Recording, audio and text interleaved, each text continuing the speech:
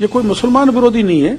हर cast, हर creed, हर धर्म के ये हित में बिल है।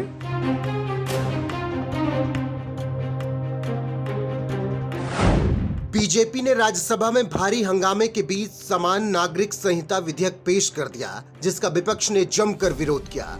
विधेयक के पक्ष में 63 तो विपक्ष में 23 वोट पड़े। वहीं बिल पेश करने के बाद बीजेपी सांसद ने साफ शब्दों में कह दिया, विपक्ष तो हमेशा से इसी तरीके से विरोध करता रहा, लेकिन यूसीसी बिल देश के लिए जरूरी था। यह हर समुदाय के लिए है, मुसलमानों को इससे डरने की जरूरत नहीं है। वो तो वोट बैंक की राजनीति करते हैं, तुष्टीकरण की राजनीति करते हैं, देश के मुसलमानों में भय फैलाना चाहते हैं, उनको बहकाना चाहते हैं। ये सबके लिए है, केवल ये कोई मुसलमान विरोधी नहीं है। हर कास्ट, हर क्रीड, हर धर्म के ये हित में बिल है, देश के हित में ये बिल है। और जैसे मैं एसटी का आदमी हूं, मैं दूसरी शादी कर सकता हूं, मैं हिंदू हूं, लेकिन दूसरा हिंदू दो शादी नहीं कर सकता। मेरी जमीन आप नहीं खरीद सकते। तो ये डिस्पैरिटीज हर जगह हैं, उन डिस्पैरिटीज को खत्म करने के लिए ये बिल है।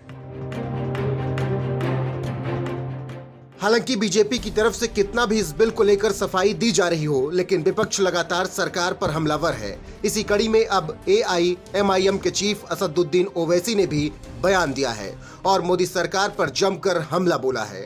दरअसल ओवैसी से यूनिफॉर्म सिविल कोड को लेकर जब सवाल पूछा गया तो उन्होंने भड़कते हुए कह दिया कि देश में सबसे बड़ा मसला रोजगार का है, महंगाई का है, किसान मर रहे हैं और सरकार हर मुद्दे पर फेल है, इसीलिए मुसलमानों को ठिकाने लगाने के चक्कर में है।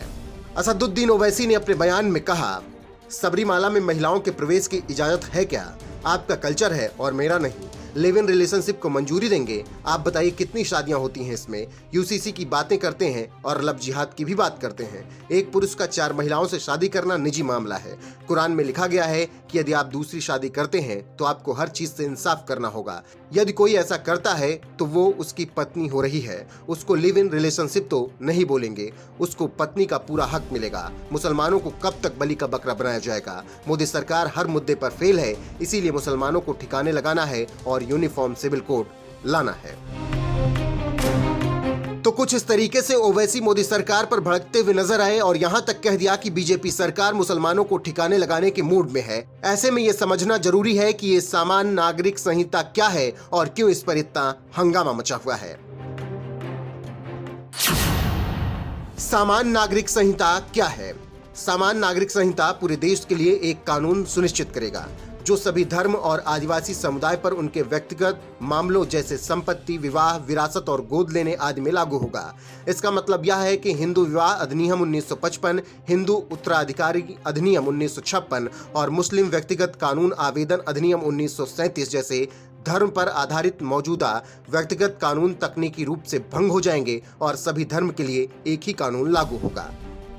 ऐसे में अब सबसे बड़ा सवाल यह है कि इसका विरोध क्यों हो रहा है। तो आपको बता दें कि मुस्लिम समुदाय इसका सबसे ज्यादा विरोध कर रहा है, क्योंकि ये कानून लागू होने से एक साथ 4 शादियों का प्रावधान मुस्लिमों में खत्म हो जाएगा। मुस्लिम लड़कियों की विवाह की उम्र भी 18 साल हो जाएगी। तलाक की प्रक्रिया भी बदल जाएगी। इसके अलावा लड़के और लड़की की जायदाद को लेकर सभी धर्म में एक ही नियम लागू होगा।